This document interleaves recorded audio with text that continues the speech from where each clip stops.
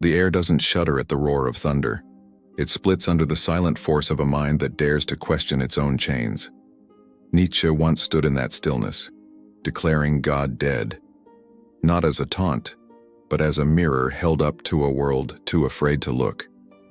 We live surrounded by echoes of beliefs we didn't choose, shadows cast by towers we never built. The philosopher saw these as ghosts, haunting us not because they're true, but because we're too timid to bury them.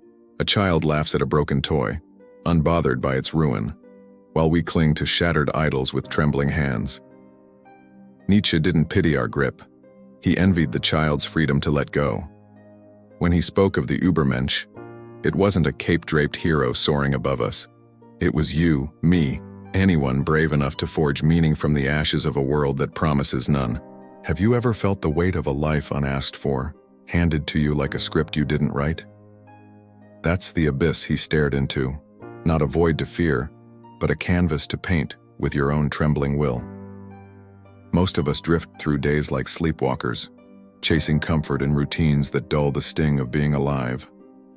Nietzsche called this the herd, a quiet stampede toward nothing, where safety smothers the soul.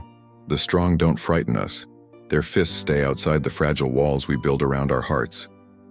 But a mind that questions, truly questions, slips through those cracks, threatening to topple the lies we lean on. Zarathustra didn't descend from his mountain to preach salvation. He came to shatter the illusion that we need saving. Nietzsche saw redemption not in heavens above, but in the dirt beneath our feet, if we'd only dare to dig. We cheer the runner who crosses the line, the singer who hits the note, yet recoil from the thinker who steps beyond the crowd.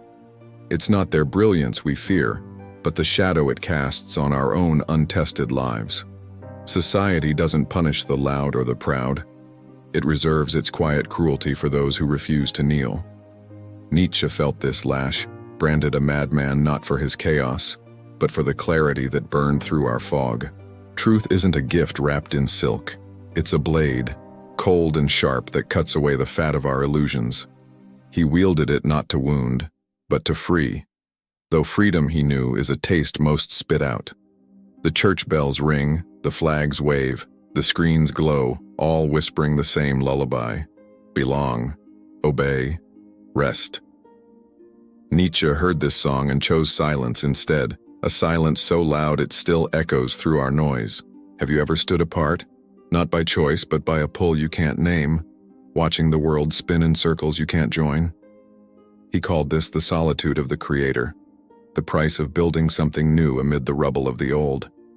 We're taught to fear the dark, to huddle near the fire of what's known, even when it blinds us to the stars. Nietzsche didn't fear that night. He walked into it, lanternless, trusting his own eyes to find the way. A farmer tills the same field year after year, content with the harvest that feeds him today.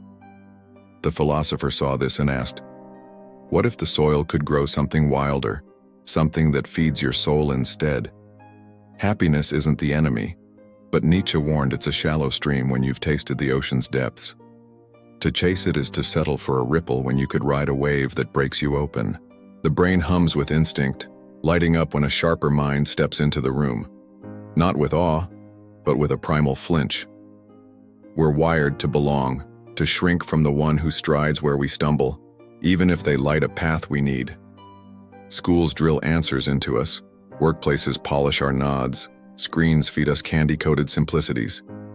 Nietzsche saw this as a cage, not of iron, but of comfort, locking us away from the wildness we're born to claim. History doesn't bow to the meek or the mighty. It bends to the ones who scream into the wind when no one listens. Their voices fade, then return, not as echoes, but as thunder we can't ignore. Socrates sipped his hemlock, Galileo muttered under house arrest, Tesla scribbled in the dark. Outcasts not for their flaws, but for their refusal to dim their light. Nietzsche joined them, not in death, but in life, shunned for a vision too fierce for timid eyes. We love a story with a tidy end, a villain vanquished, a hero crowned, but life offers no such bow. He reveled in that mess, urging us to dance in the chaos, to find joy not in answers but in the fight. The crowd chants for certainty, raising fists to drown out the doubt that gnaws at their bones. Nietzsche didn't join that chorus. He stood alone, whispering that doubt is the seed of something greater. When he wrote of eternal recurrence, it wasn't a curse to scare us straight, it was a dare. Live this moment, this pain, this joy, as if you'd choose it again and again, because maybe you will. A painter spills color on canvas, a poet wrestles words into shape, both bleeding for a beauty no one asked for. Nietzsche saw this as holy, not divine, but human, a rebellion against a world that prefers beige. We build lives like dams, holding back the flood of what might be, mistaking stillness for peace. He swung the hammer, not to destroy, but to let the waters rush, to see what grows when the flood recedes. The weak lean on gods, the strong lean on themselves, but Nietzsche demanded more. Lean into the nothing and build from there. It's not strength he praised, but the courage to stand when the ground vanishes. Look around. Billboards flash, voices shout, all begging you to nod along to fit the mold.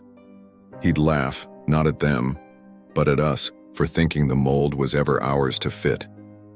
Van Gogh sliced his ear, not for madness, but for a truth he couldn't speak, a color he couldn't paint. Nietzsche saw his own blood in those strokes, a kinship of souls too loud for a quiet world. Pascal trembled at the infinite scribbling prayers to a silence that never answered. Nietzsche didn't pray. He roared into that void, demanding we answer ourselves instead. We're a species of storytellers, spinning tales to keep the night at bay, but most stories end where they start. He wrote new ones, jagged and raw, daring us to step off the page into the unwritten. If you've ever felt the itch of a thought too big for your tongue, too heavy for your chest, you've brushed his world. It's not a place of rest. It's a forge, where you hammer meaning from the sparks of your own fire. Society doesn't hate the thinker for thinking. It hates them for waking it from a dream it didn't know it was having. Nietzsche didn't wake us to gloat. He woke us to fight, to claw our way to something real. The past crowns its rebels in marble, but only after the blood dries and the threat fades to myth. He knew this, writing not for his time but for yours, betting you'd hear what his couldn't. Comfort is a warm bed, but it's also a grave if you lie there too long. Nietzsche didn't rest, and he didn't want you to either. He saw life as a tightrope, not a cushion, and urged you to walk it trembling but alive. To think deeply isn't to solve the world. It's to wrestle it, to love it, to hate it all at once. He lived that wrestle, leaving us not a map, but a mirror, daring us to look until we see ourselves. We'll applaud the dead genius, frame their words, nod at their busts, while the living one sits ignored at our table. Nietzsche's ghost smirks at this, knowing the cycle spins until we break it. So here you stand, not at the end of his story, but at the edge of yours, with a choice he'd die for you to make. What will you create in a world that begs you to copy, and will you dare to let it burn?